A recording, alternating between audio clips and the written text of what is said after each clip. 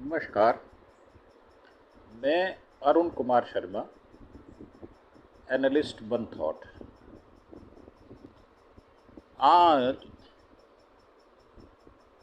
Supreme court में वक्फ अधिनियम bill जो कानून बन चुका है उसके विषय में तारीख थी, परंतु जो सरकार द्वारा दिया गया हलफनामा और जवाब, सुप्रीम कोर्ट ने कहा हमने इसको पढ़ा नहीं है, इसलिए इसको आज की डेट में मुलतवी किया जाता है और 15 तारीख लगाई गई है। आने वाले CJI इसकी सुनवाई करेंगे। आज हम बात करेंगे जो राजकुमार रोत के विधायक जयकृष्ण पटेल हैं, उनको रिश्वत लेते हुए ACP ने गिरफ्तार किया। 20 लाख रुपए रिश्वत लेते वो पकड़े गए। राजस्थान के इतिहास में ये एक पहला मुकदमा है जो संज्ञान में आया है और ये BJP के MLA हैं जयकिशन पटेल अरेस्ट हो गए और उन पर विधानसभा में 3 सवाल पूछने के लिए रिश्वत लेने का आरोप लगाया गया है।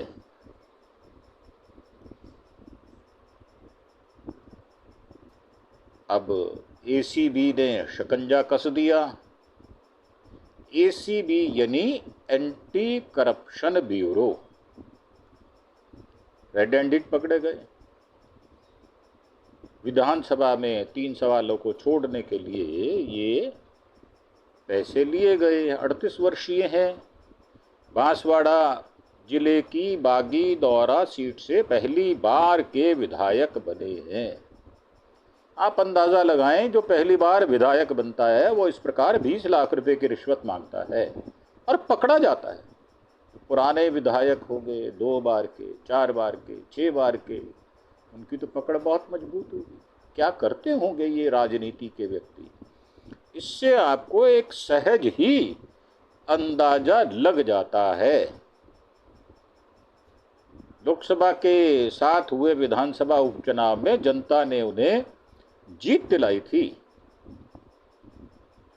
और राजस्थान में ये भ्रष्टाचार के आरोप का पहला मामला है जो रिश्वत लेते हुए पकड़े गए। ACP के डायरेक्टर हैं जनरल रवि प्रकाश मेहरदा, ये उन्होंने सूचना दी है और जयकिशन पटेल ने विधानसभा में खदानों पर सवाल ना करने के लिए 10 करोड़ रुपए की डिमांड रखी थी। दावा किया कि मैं आपके पक्ष में नहीं पूछूंगा सवाल। 2.5 करोड़ रुपए में यह डील हुई और उसमें शिकायतकर्ता ने पहले विधायक को 1 लाख रुपए दिए। इसके बाद विधायक आवास में 20 लाख रुपए लेते हुए ACB ने उन्हें पकड़ लिया। अब उनका कहना है कि कैश वाला बैग एक आदमी को थमाया था जो उसे लेकर भाग गया और अधिकारी विधायक से पूछताछ कर उस आदमी को पकड़ने की कोशिश कर रहे हैं। ACB के DG का दावा है कि BJP के विधायक जयकिशन पटेल के खिलाफ ऑडियो और वीडियो दोनों सबूत हैं, उन पर लगे आरोप साबित करने के लिए काफ़ी हैं। राजकुमार रोत ने कड़ी कार्रवाई की बात भारत आदिवासी पार्टी यानी BJP, उनके प्रमुख है राजकुमार रोत साहब। उन्होंने कहा अगर आरोप सिद्ध हो जाते हैं तो पार्टी विधायक जयकिशन पटेल के खिलाफ कार्रवाई करेगी। आरोप सिद्ध होने पर, आरोप लगने पर नहीं करेगी। फिलहाल इस पर कुछ कहना ठीक नहीं होगा। ऐसा भी हो सकता है कि यह BJP सरकार की साजिश हो। हम मामले में जांच कर रहे हैं और पता लगाने की कोशिश कर रहे हैं कि भ्रष्टाचार मामले में जयकिशन पटेल की भूमिका है भी या नहीं है। इसके बाद पार्टी उचित एक्शन लेगी। जानकारी के लिए बता दें कि राजस्थान की 200 विधानसभा सीटों में 4 पर बीएपी के विधायक हैं और डीजी ने दावा किया कि विधानसभा स्पीकर को इस बात की जानकारी दी जा चुकी है और उनकी अनुमति के बाद योजनाबद्ध तरीके से विधायक को रंगे हाथ पकड़ा गया है। विधायक को पकड़ने के लिए एसीबी का प्लान था। बताया जा रहा है कि एसीबी विधायक ने शिकायतकर्ता खदान मालिक को खदानों को लेकर 3 सवाल पेश किए थे। ये खदानें बागीदौरा विधानसभा में नहीं आती।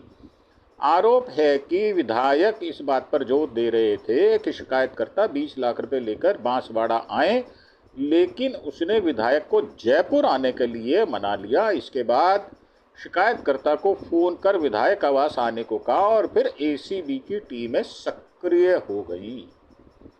सचिन पायलट की भी इस पर प्रतिक्रिया आई है। पूर्व उप मुख्यमंत्री हैं, कांग्रेस के वरिष्ठ नेता हैं। उन्होंने इस मामले को दुर्भाग्यपूर्ण बताया है। उन्होंने कहा कि कानून से बड़ा कोई नहीं है। यह जरूरी है कि हम साफ सुथरी राजनीति करें। विधायकों को लेकर सामने आए ऐसे मामले जनता में अविश्वास पैदा करते हैं और विश्वास उठा देते हैं। ऐसा नहीं होना चाहिए। वहीं सचिन पायलट साहब ने कहा कि केंद्र सरकार जांच एजेंसियों को राजनीतिक हथियार भी बनाए हुए है। यह बात साबित हो चुकी है। ईडी, आईटी, सीबीआई को खुली छूट दी गई है। सुप्रीम कोर्ट ने भी कहा है कि ईडी के मामले में दोष सिद्ध का दर केवल मात्र 1% है। ऐसे में यह जरूरी है कि जांच निष्पक्ष हो। और निष्पक्ष जांच कैसे होगी जब सरकार ही उसका इस्तेमाल ऐसे लोगों के खिलाफ करेगी जिनके यहाँ 70,000 करोड़ के घोटाले हुए और हमारे प्रधानमंत्री नरेंद्र मोदी ने बड़े ढोल बजाकर उनके बारे में चर्चा की और कुछ दिनों बाद उनको अपनी पार्टी में लेकर महाराष्ट्र का डिप्टी सीएम बना दिया। तो आप क्या कहोगे? क्या नरेंद्र मोदी भ्रष्टाचार का सरदार है? क्या नरेंद्र मोदी भ्रष्टाचार को आश्रय देने वाला व्यक्ति है? वो तो देश का प्रधानमंत्री है। क्या ऐसी पार्टी जो विश्व में सबसे बड़ी हो उस पर इस प्रकार का लांछन लगता है और वो अपनी सफाई में कुछ नहीं कहती? दसियों, बीसियों, सैकड़ों उदाहरण हैं। आप असम के सीएम हेमंत बिस्वा शर्मा को देख लें। एक पूरी 650 पेज की फाइल बनाई गई, सेशन नहीं चलने दिया जब वो कांग्रेस में थे। और हुआ ये कि राहुल गांधी ने जब वो घर पर थे, शर्मा मिलने गए और राहुल गांधी अपने कुत्ते को बिस्कुट खिलाते रहे, परंतु उन्होंने हेमंत बिस्वा शर्मा से बात नहीं की। इसी से नाराज होकर कि कुत्ते को बिस्कुट खिला रहे हैं, मुझे पूछा नहीं जा रहा, कांग्रेस से निकल गए। किसी आधार पर नहीं निकले। और आज की डेट में हिंदू मुसलमान में जो सबसे ज्यादा नफरत फैलाने वाला जहरीला इंसान कोई है तो उसका नाम है हेमंत बिस्वा शर्मा। दसियों लोगों पर उन्होंने मुकदमे दायर कर दिए। कांग्रेस के एक प्रवक्ता हैं पवन खेड़ा साहब, उनके खिलाफ मुकदमा कर दिया। उनको जब वो एरोप्लेन में चढ़ गए उसके बाद गिरफ्तार किया और उन्होंने सुप्रीम कोर्ट से राहत ले ली और जमानत पे बाहर आ गए। अब बात यह है कि जब सरकार ही ऐसे भ्रष्टाचारियों को अपनी गोद में बिठाकर बिस्कुट खिलाए, उनका पालन पोषण करे और उनको प्रोटेक्शन दे और ऐसी कंपनियों से एक्सटॉर्शन मनी ले ले जो कि चुनावी बॉन्ड के नाम पर होते हैं, वो दवा कंपनी हो, जुआ खेलने वाली, सट्टा लगाने वाली कंपनियां हो, गाय को काटकर उसका मांस बेचने वाली कंपनियां, उनसे 250 करोड़ ले लिए और वो सारी कंपनियों के नाम मुस्लिम पर रखे गए हैं दरअसल वो सारे हिंदू हैं। तो मेरा मानना यह है कि जब देश का निजाम खुद इतना भ्रष्टाचारी, झूठा और फरेबी हो, ऐसे व्यवहार करता हो जैसे वो नटवर लाल है, तो आपको एक नया बना हुआ विधायक भी ऐसे लगता है जैसे वो किसी ट्रेनिंग सेंटर में आ गया हो जहां पर पैसे की लूट होती है। तो मेरा मानना यह है कि मैं इसकी आलोचना करता हूं और मैं ये उम्मीद करता हूं कि सत्ताधारी पार्टी वो जब खरीदने निकलती है विधायकों को, तो महाराष्ट्र से आसाम पहुंचा दिए जाते हैं। यही हेमंता बिस्वा शर्मा उनकी झूठी प्लेट उठाते हैं, उनकी चाकरी करते हैं, उनके तलवे चाटते हैं। किस लिए? क्योंकि नरेंद्र मोदी का हुक्म है कि वहां की सरकार को तोड़कर अपनी सरकार बनानी है। अपनी गिरेबान में भी झांकना सीखे BJP, RSS, ABVP, VHP, Bajrang Dal, जो मुसलमानों की मस्जिदों के सामने हनुमान चालीसा पढ़ते हुए पकड़े जाते हैं, वो बेशर्मी से वहां पर डांस भी करते हैं, उछल कूद भी करते हैं और वहां भगवा ध्वज लहराने की हिमाकत भी करते हैं। तो जब आप दूसरों को पकड़ते हैं तो आपके ऊपर भी उंगली उठेगी और लोग प्रश्न खड़े करेंगे। अभी क्या हुआ पहलगाम में? कहां चले गए वो आतंकवादी जिन्होंने हमारे 26 लोगों को मार दिया? आसमान उनको निगल गया या जमीन फटी और उसमें समा गए। आपसे 15 दिन में, 14 दिन में वो व्यक्ति नहीं पकड़े जाते, वो आतंकवादी नहीं पकड़े जाते।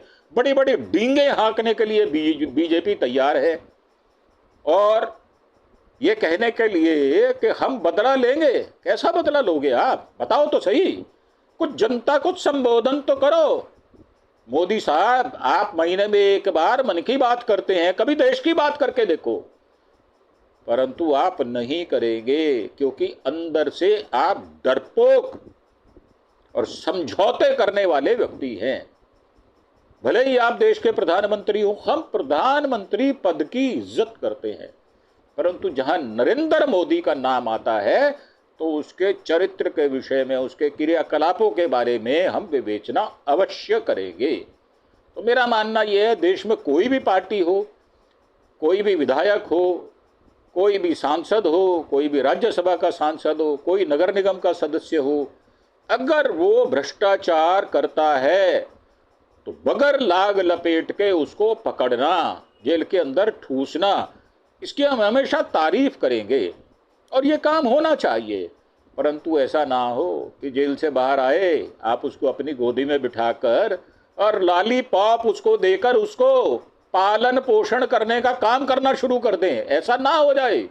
ये बिल्कुल आपको एक ताकीद दी जाती है कि आप इस तरह से जो व्यवहार करते हैं वो सर्वथा गलत होता है। अगर जांच हो तो निष्पक्ष हो, पारदर्शी हो, और अगर उन्होंने वाकई, हालांकि रेड हैंडेड पकड़े गए हैं, काम किया है, तो उनको विधायक से बर्खास्त किया जाए और उनको सजा दिलाई जाए। मेरा मानना यह है कि जो आपकी पार्टी में आ जाता है उनके मसले ठंडे बस्ते में आप डाल देते हैं, और जो खड़ा रहता है आपके सामने, जो हमारे सोरेन साहब हैं, उनको पद रहते, चीफ मिनिस्टर रहते रहते आप जेल में ठूस देते हो। ज्वलंत उदाहरण है अरविंद केजरीवाल का भी। तो मेरा मानना यह, जेल में जाने के बाद भी उन्होंने रिजाइन नहीं किया था, चैलेंज किया गया था आपको। तो आप इन सब बातों का जवाब दें।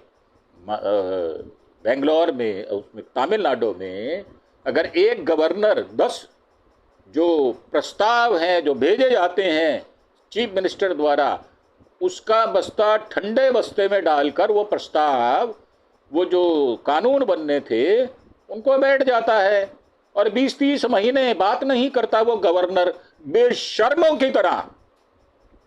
सुप्रीम कोर्ट उसको ऑर्डर करता है और 2 प्रस्ताव जो होते हैं उनको राष्ट्रपति के पास भेज देता है। और आज भी वो व्यक्ति गवर्नर की पोस्ट पर बना हुआ है। तो मेरा मानना ये है कि इस प्रकार की जो कार्रवाई आप करते हैं वो सर्वथा गलत है। इससे बाज आएं आप और सीखें कि अच्छा व्यवहार कैसे करना है। अगर आप किसी को पकड़ते हैं और वो रिश्वत लेते हुए पकड़ा जाता है तो हम आपके साथ खड़े हैं, और अगर आप उसको गोद में बिठा लेंगे तो हम आपके विरोध में बोलेंगे। इन्हीं विचारों के साथ आपको छोड़े जाते हैं प्रश्नों के साथ। आप विचार करें, अपने कमेंट करें और हमें बताएं कि इसमें सरकार की क्या जिम्मेदारी बनती है और सरकार इसमें दंड दिलाने में क्या भूमिका निभा सकती है।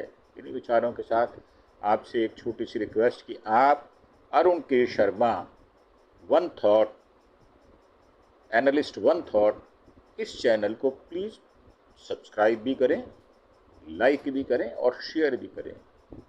आप सब्सक्राइब करें और बेल आइकॉन का बटन भी दबाएं ताकि आपको हमारे एपिसोड्स की सूचना मिलती रहे और आप अपडेट रहें। इसी के साथ नमस्कार, थैंक यू, धन्यवाद, जय हिंद, जय भारत।